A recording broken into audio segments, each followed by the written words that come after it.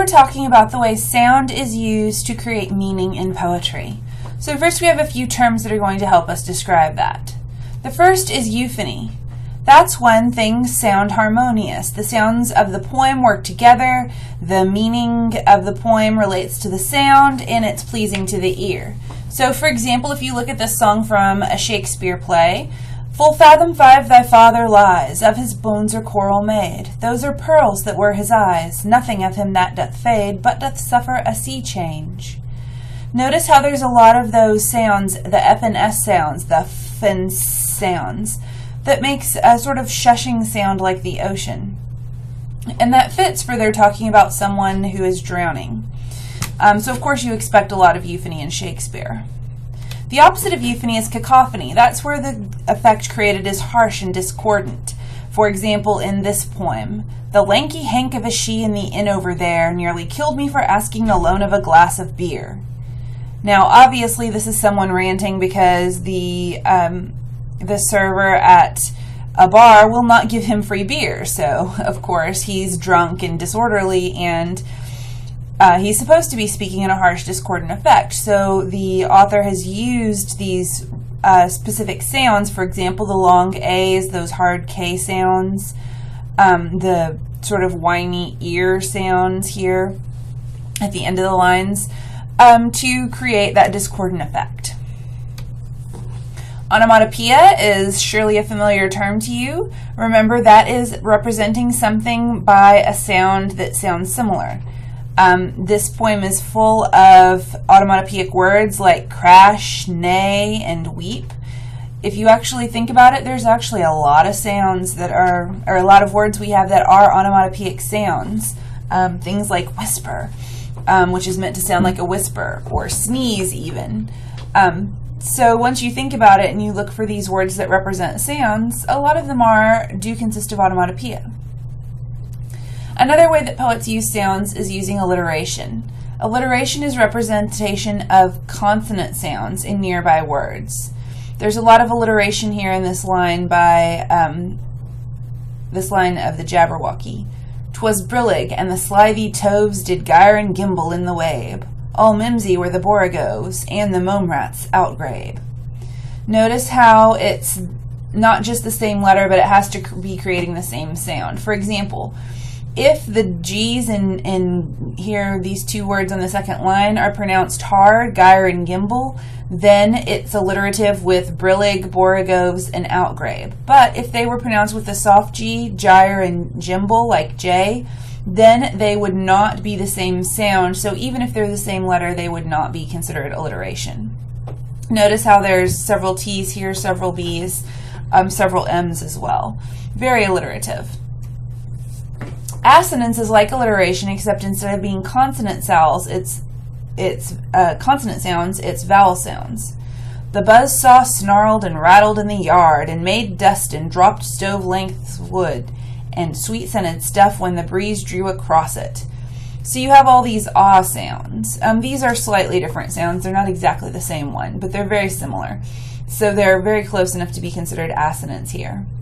Again, note that it's not using the same letter, it's using the same sound. So if one of these words were had, say, a hard O, like stove here, is not part of this even though it's an O. Rattled is not part of the assonance even though it's an A, because it's only the ah sound here that is assonating. Now, everyone knows what rhyme is. You know it when you see it. Could you define it if I asked you for a definition? And that's when someone raises their hand and reads off my PowerPoint here. "Two or more words or phrases containing an identical or similar vowel sound, usually accented, and the consonant sounds, if any, that follow the vowel sound are identical." And that actually, I feel, makes it harder to understand. But if you think about it, that technical definition tells you what you know when you see rhymes. So here's an example of rhymes: napping, tapping, rapping together.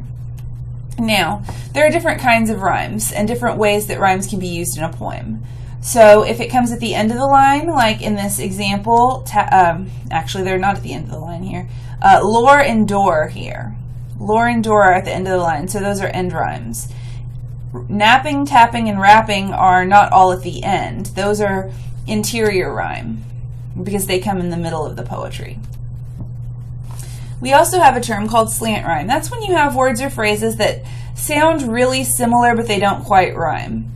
So in this example, neck curls, tendrils, pickerel, syllables, they don't have the exact same consonants, they have very similar sounds, and so they could be considered slant rhyme. We also differentiate between masculine rhyme and feminine rhyme. So in masculine rhyme, the rhyme is either one syllable or it's the stressed final syllable. So array and day, even though array is 2 syllables, it's the final stressed syllable that's rhyming. Vexed and text, flash and ash. Oblige and liege would be slant rhyme because it doesn't quite rhyme. That may have been pronounced the same before, but we wouldn't pronounce it the same way today. Feminine rhyme is when you have rhyming words that have 2 or more syllables, but the stress is on a syllable other than the last. So slumber and number, certain and curtain. And for some reason, feminine rhymes with their more syllables are usually considered more humorous, although I'm not really sure why they're more funny, other than perhaps it's more surprising to have a word that is longer that is rhyming. I rhyme is when words look like they would be pronounced the same, but they have a different pronunciation. So alive and forgive. There's a lot of words in English, right? We know this already, that makes English confusing, where you have more words that are spelled the same, but they're pronounced differently. And anytime you have those where they're used like they should have been rhyming, you can consider that an I rhyme. To describe the pattern of rhymes, we use letters to describe a rhyme scheme. So we assign a sound a letter. So in this case, we would say, okay, the first line ends with ed, so that ed sound will be our sound A. The second line ends with oo, so that oo sound will be sound B. The third line ends with eat, so that eat sound will be sound C. The last line ends with oo again, so we have a B again. So this stanza would be A, B, C, B. When we're determining the rhyme scheme, sometimes we look at the entire poem. So we're going to look at sonnets and say, okay, well, this sonnet is A, B, C, D, C, D, E, F, G, G. So we go from the very beginning of the poem. Sometimes you'll look at a poem and you won't go through the entire thing. You'll say each stanza follows the same pattern, but we start over with a new stanza. So we might have a poem that the entire poem is written A, B, C, B, but that doesn't mean that the first line of each stanza is A. That means that the first line of each stanza is distinct. Now, like I said, sonnets. We go through the entire poem and the entire 14 lines and assign each one a sound. There are 2 kinds of sonnets. One is English, also called Shakespearean. One is called Italian, also called Petrarchan. And notice that the English sonnet uses more sounds than the Italian one. So if you're in English, a sonnet pattern is A, B, C, D, C, D, E, F, G, G. So we go all the way to G. Whereas if you're in Italian, the sonnet pattern is A, B, A, and then it has a sextet at the end that could be C, D, E, C, D, E, C, D, C, D, C, D, C, D, E, D, C, E, some different pattern that usually doesn't go past E. The reason why Shakespearean sonnets use more sounds is because there are more ending sounds in the English language than there are in the Italian language. So it's easier to find more rhymes if you're rhyming in Italian. That's not to say that English poems have not been written in the Italian sonnet pattern. They have, and they've been done well. But it is a little more difficult, which is why Shakespeare sort of renovated the sonnet for English. When we're looking at sound, we also consider meter. Meter is a description of the pattern of stressed and unstressed syllables in a line of poetry.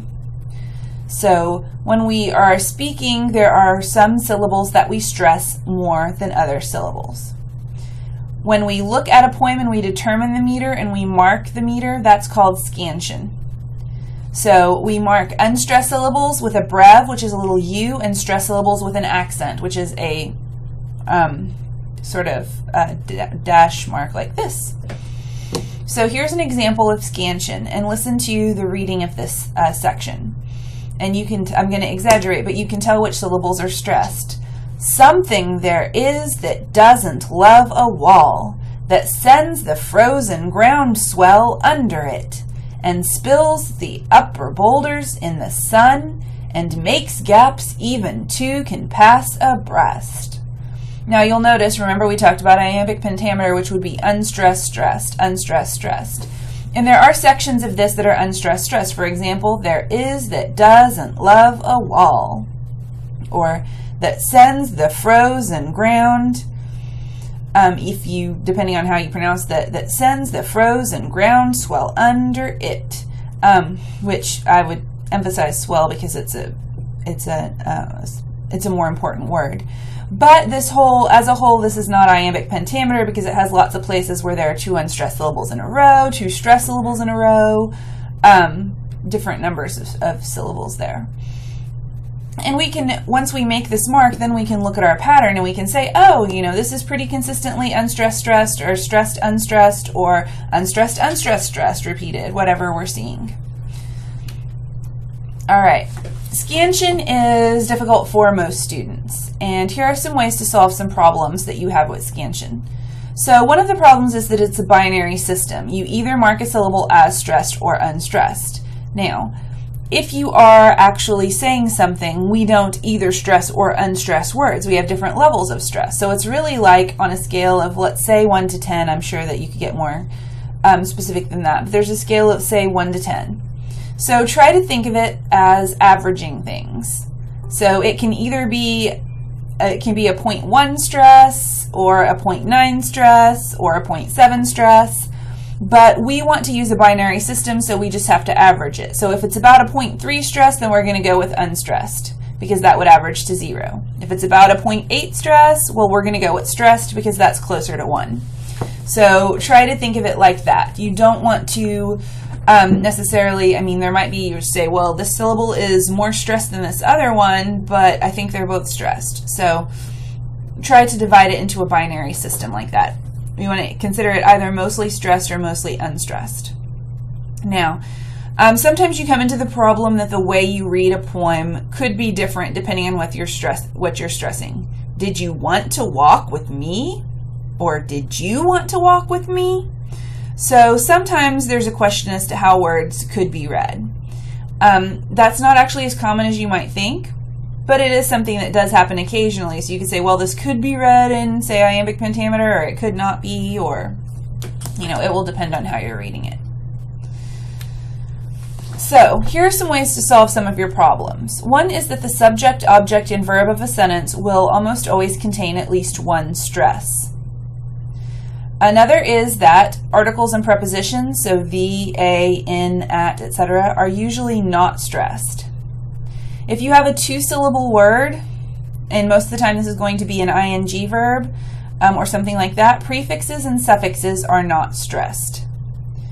If you have a syllable that contains the schwa sound, that sound, not always, but most of the time that sound is not going to be stressed. Because a lot of times, especially when you have another letter that makes that sound other than the short u, for example, in the word syllables, we have the two sounds. We have the stressed first syllable, sil, and then the unstressed second two syllables, bulls. Now, often those letters were pronounced more distinctly once, but because the syllable was not stressed, the sound sort of degraded to its lowest form, which is that really blank sound. So if you have a word that has that sound in it, it's often in an unstressed syllable. For example, in the word usually, that in the middle, not stressed. Another way you can try to tell if a syllable is stressed or unstressed is to say the word or line out loud and put your hand under your chin. Your chin will drop further down if you're stressing the syllable when you speak. Another way you can do that is to look at a word. Sometimes you're like, I don't know which syllable is stressed. Look at the word and pronounce it exaggeratedly 2 ways, and you can tell which one is wrong. So if you look at the word balloon, is it balloon? Or is it balloon? And you can say, okay, well, balloon is not right. Balloon is right. So we know that we're stressing the second syllable. You could also use the schwa trick here and say, oh, that B-A-L-L, that's not pronounced with an A sound, that's pronounced with that schwa, So that's probably stressed. or probably not stressed, sorry. So we talked about iambic pentameter, right? How iambs are 1 unit of the pattern. We have other patterns, trochaic, anapestic, dactylic. We have different numbers of feet. There could be 3 times, it could repeat 4 times, 5 times, 6 times. Probably not going to get too long because then your line gets too long. So our iamb is the unstressed stress pattern. So if a verse is an iambic pentameter, like we talked about, then it will have an unstressed pattern followed by a stressed pattern and repeat that 5 times. If it were iambic tetrameter, then it would be an unstressed pattern by a stressed followed 4 times. So we describe the pattern and the number of times it repeats per line. We also need to pay attention to free verse. Keep in mind this is not blank verse. Okay, so blank verse is when you have iambic pentameter but the lines do not rhyme. Free verse does not have rhyme or meter in a traditional sense. So here's a cute little poem that does not have rhyme or meter. The fog comes on little cat feet. It sits looking over harbor and city on silent haunches and then moves on. And this is written like a poem, so we know it's a poem, but it is in free verse. If it helps to tell the difference between free verse and blank verse, remember that free verse does not have a pattern. Blank verse has a pattern without rhyme, so it's kind of like a blank form that does have structure, it just doesn't have that rhyme filled in. The last 2 terms that we're going to need are enjambed and end-stopped. So if a line is end-jammed, that's also called a run-on line, but I don't like using that term because it gets confused with run-on sentences, which it does not have to be a run-on sentence, it just means the line runs on to the next one. So enjambment is the line continues without punctuation. So in this poem, the first line and then the 3rd, 4th, and 5th lines are all enjambed because they do not have any punctuation at the end of the line. An end-stopped rhyme has punctuation at the end of the line. So it has a period here, the 2nd line, and the 6th line here. Those are end-stopped. It doesn't have to be a period, however. If the line ends with a comma, a semicolon, a dash, any of those things that indicate stopping, then the line is end stopped. Exclamation points, you know, those kinds of things. So those are a few ways that we can discuss the sounds in poetry. And you'll be doing a worksheet looking at some poems and looking at how sound is working in those particular poems.